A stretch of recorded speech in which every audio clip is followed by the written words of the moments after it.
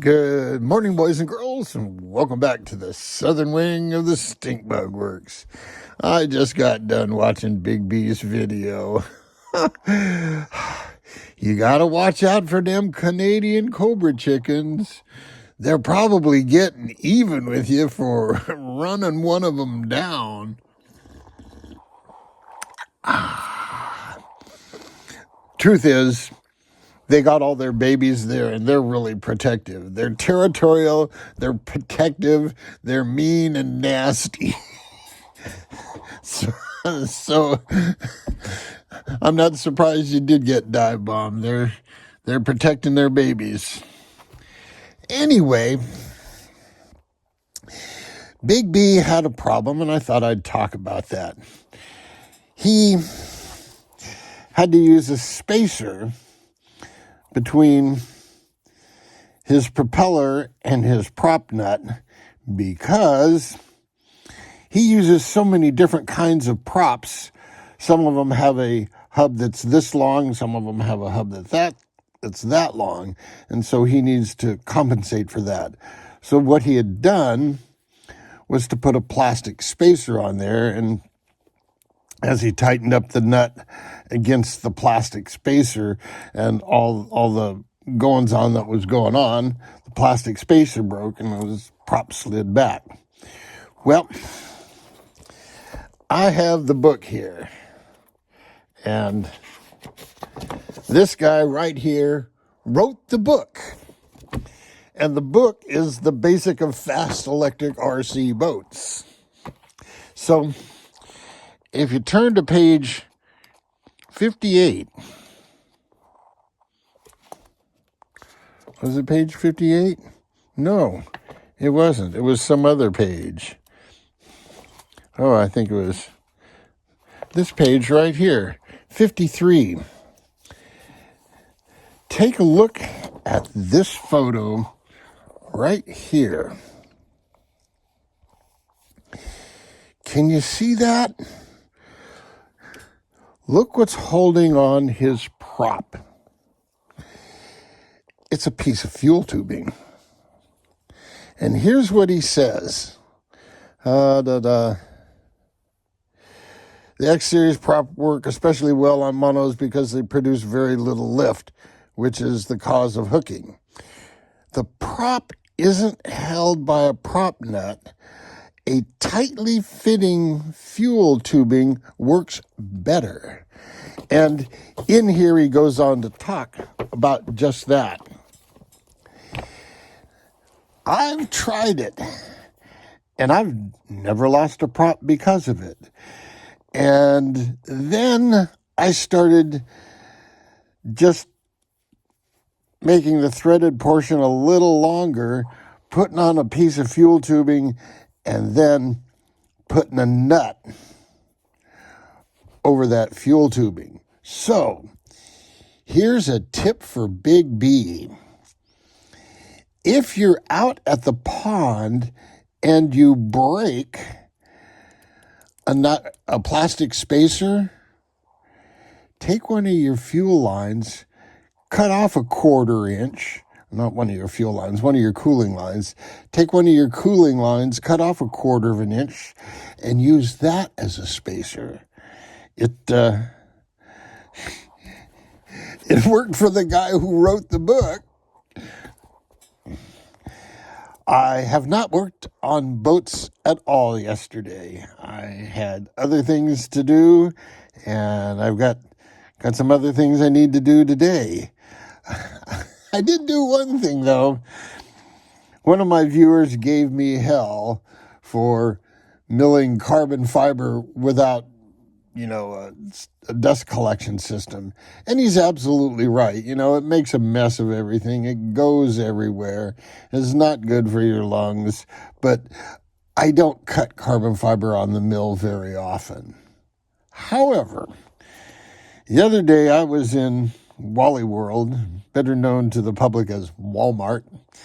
I was in Wally World. I was actually getting a battery for my truck. And Walmart's a great place to go for batteries. They're the least expensive I've found, and they'll install them for free. So there you go. Anyway, so I had to, while they're installing the battery, I wandered around the store and I found this little tiny vacuum cleaner.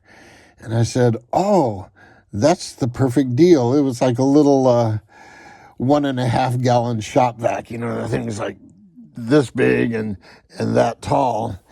And it's no bigger than the electronic control box on the back of the mast for the mill. So I took the lid off the control box, mounted the vacuum cleaner's wall mount hook, put the control panel back on, and now I've got a little vacuum hanging on the back of the mill that I can use a magnetic base and hold a nozzle right near my cutting bit. So when carbon fiber chips are flying, it'll be inhaling, and there won't be any, I didn't inhale.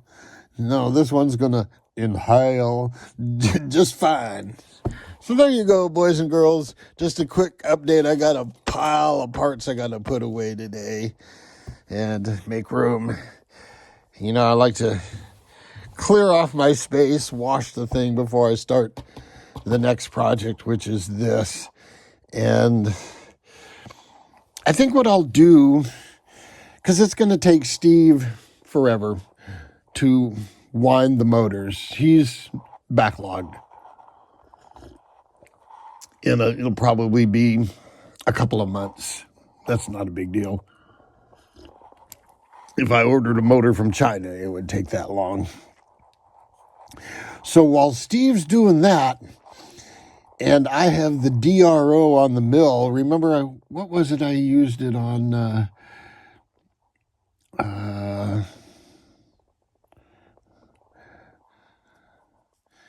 Oh, hell, it was this most recent thing here that I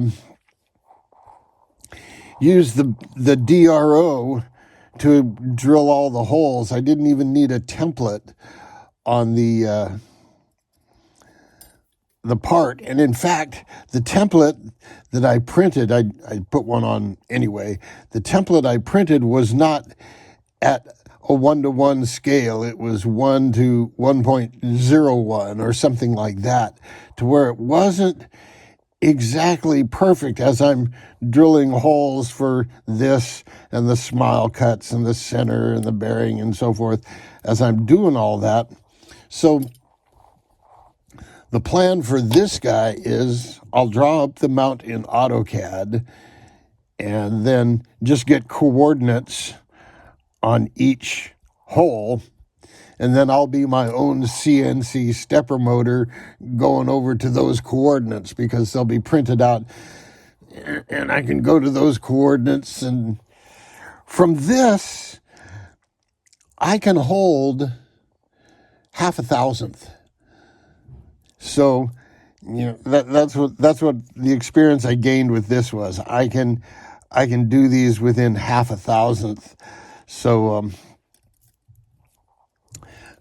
that was pretty good. So I'll build a drawing for this and we'll get going. And that's for this guy.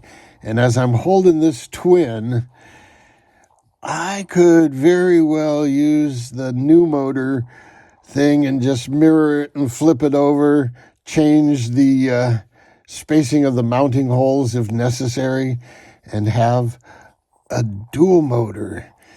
And the cool thing about this in a dual motor with this kind of gear drive is I can get it in a really flat little space. So I need to find an appropriate project, and I'm thinking it's going to be a cat.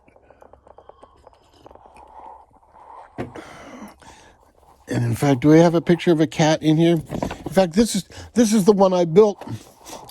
This is the cat I built for this. And his version was much larger, and I just took these plans and blew them up to 18 inches long. I think he had it 24, and it was for a car motor. And this is old school. Look how he set this up.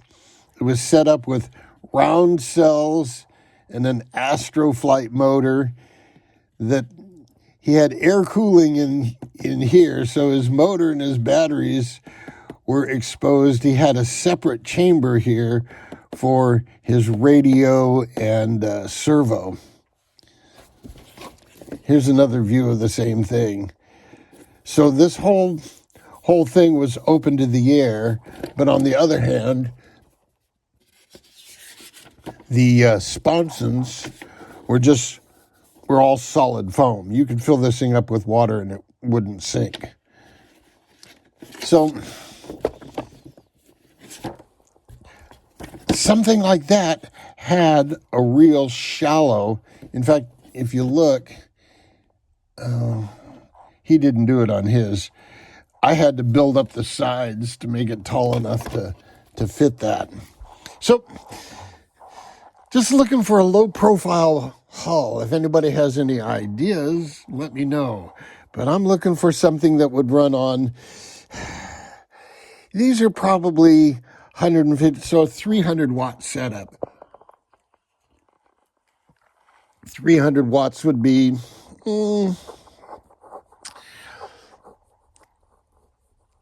a tame car motor, maybe like a Roar stock motor, something that would run on a Roar stock. You know what would work is something like the old 1/10 scale cracker boxes. I wonder if there are plans available for a cracker box. This could make a real fun 1/10 scale cracker box power plant. And I could get it down low under everything to where I could put some cool details on it.